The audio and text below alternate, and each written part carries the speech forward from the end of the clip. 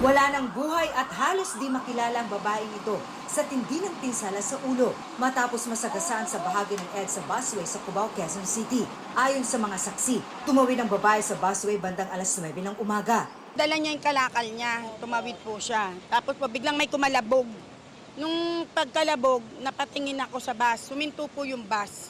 Ang nakambangga namang bus, basag ang windshield sa kanang bahagi. Kwento ng isa sa mga sakay ng bus. Tumawid galing sa kabila ng EDSA ang biktima bago lumusot sa pagitan ng mga concrete barrier.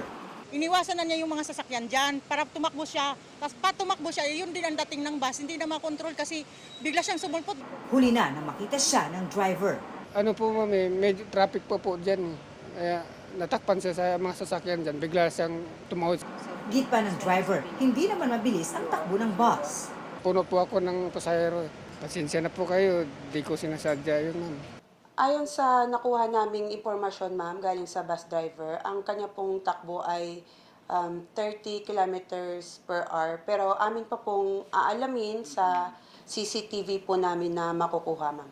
Nakakulong na ang driver ng bus na humingi ng pasensya sa nangyari. Sasampahan pa rin po ng kaso na reckless imprudence resulting in homicide. Mahigit isang oras nang hindi madaanan ang busway na ito sa bahaging ito ng Cubao. Kaya naman ang mga bus sa regular lane na dumadaan kaya kapansin-pansin ang pagbagal ng daloy ng mga sasakyan dito sa EDSA. Muling paalala ng mga otoridad, mag-ingat ang mga dumadaan sa busway.